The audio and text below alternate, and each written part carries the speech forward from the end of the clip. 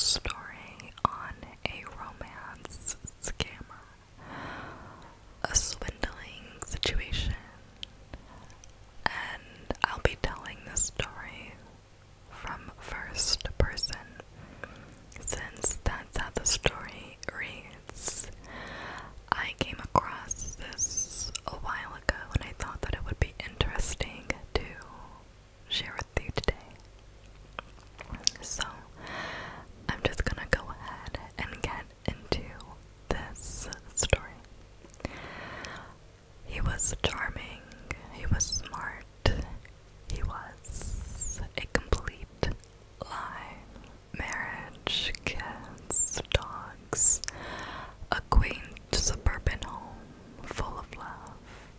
It's not fancy, but building a happy family was always a dream. I dated throughout my 20s and 30s, hoping to find Mr. Right.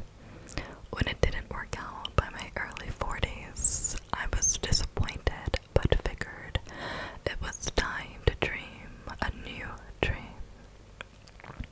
I had a fulfilling job in finance, my own home, a circle of loving friends and family, engaging in hobbies, and exciting travel experiences. If I happened to find someone cool to share all that with, even better.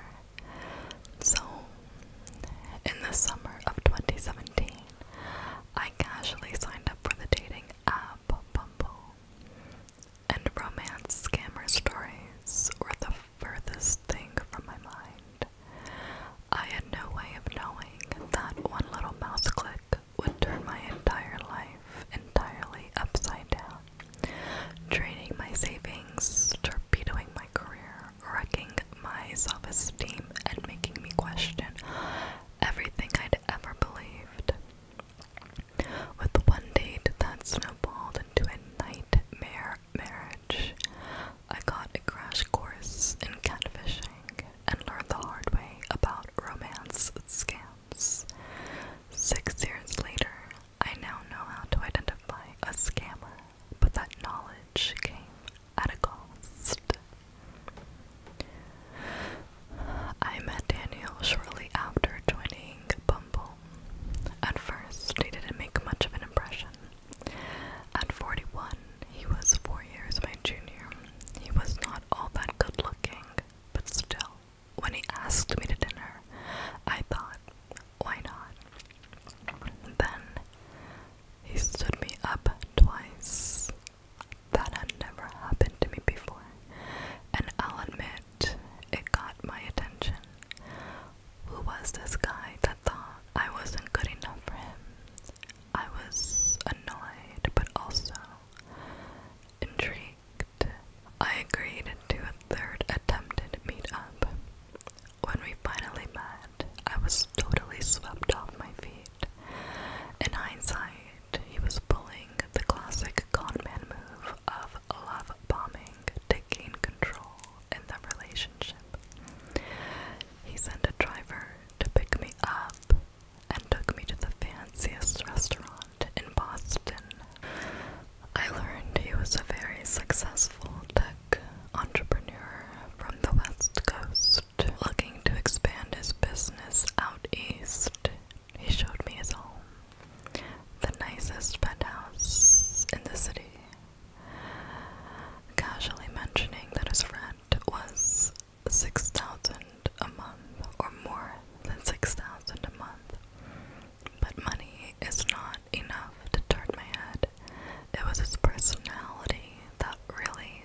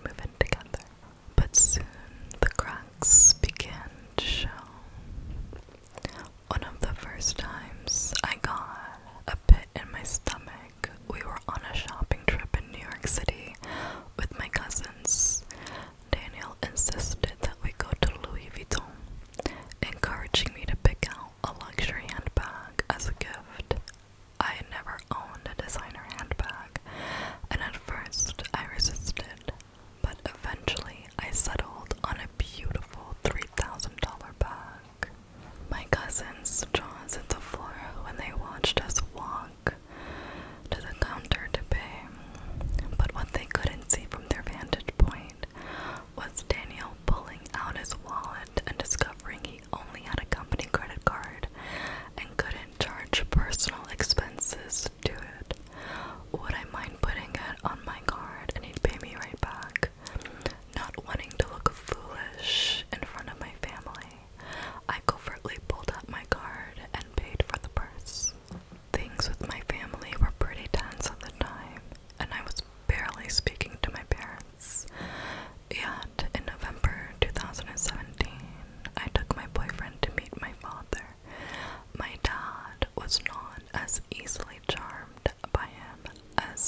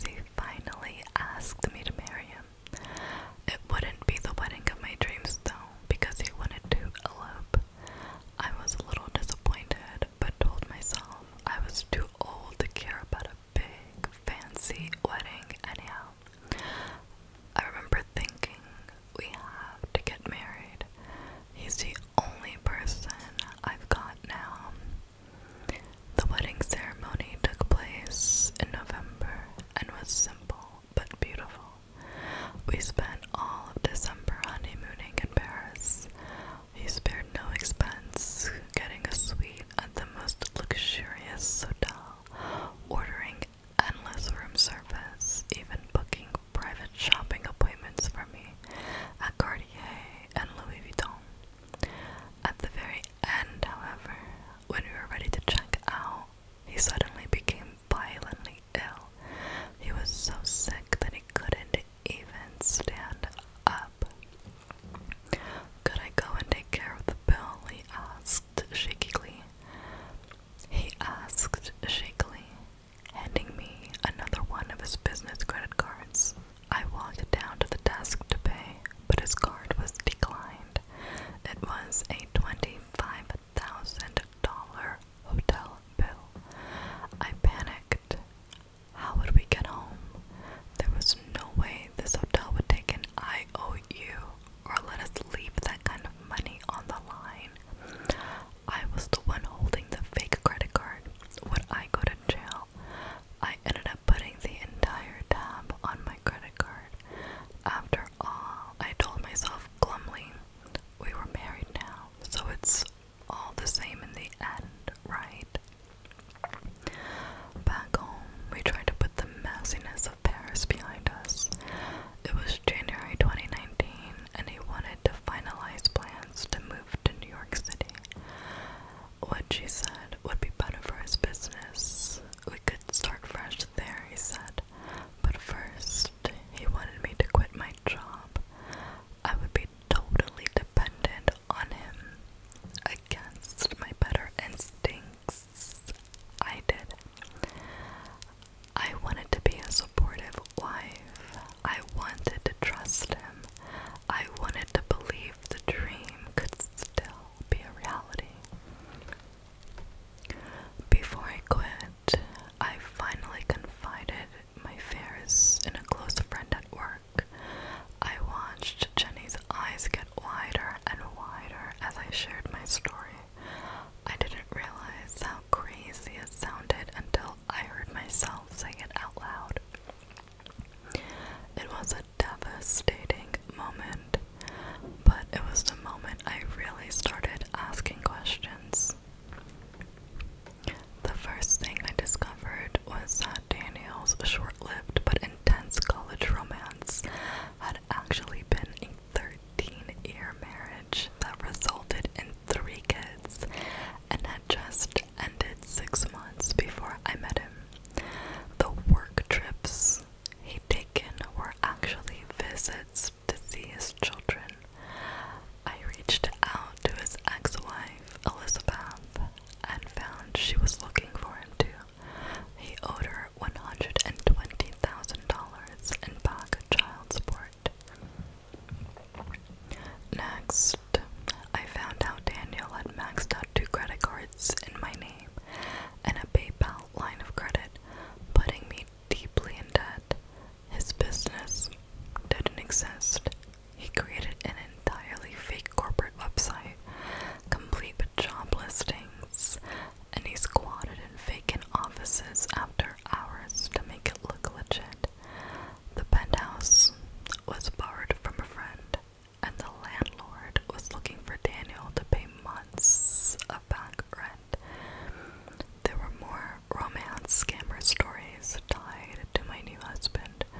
He had another girlfriend, who he'd also scammed thousands of dollars from. Those red socks box tickets from our second date. Notice, every single thing he told me was a lie. I ended up calling the officiant for our wedding to see if she was real and if we were actually married. Unfortunately, that was true. I hired a lawyer and filed for an annulment due to fraud. The more I learned, the angrier I got. By February, we were fighting all of the time, and in April, he ran away. I was determined to get something back from him though. If not money, at least answers.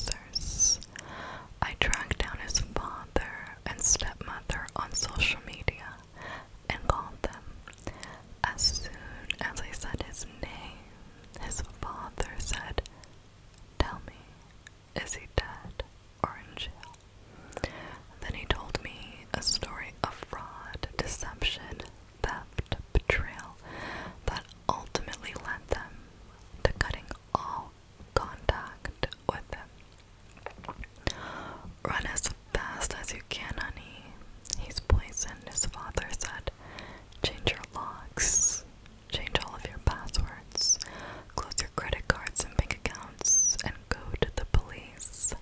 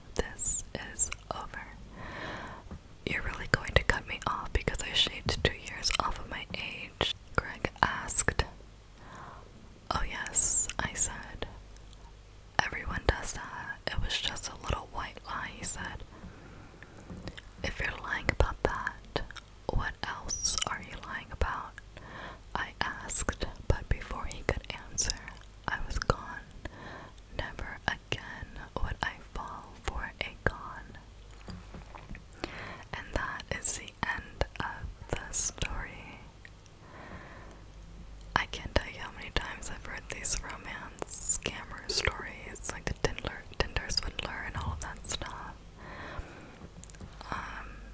And like she said, she's a very intelligent woman, but even she fell for the lies. The only thing I will say, and it's not putting any blame on her, it's the power of intuition. She had a gut feeling in the beginning when the first sign happened, when the second thing happened, when the third thing happened.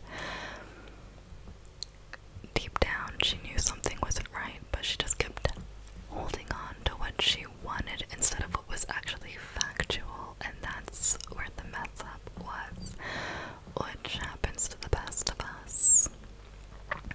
But good for her, for when she saw that first lie from the second guy that she was dating, she walked away.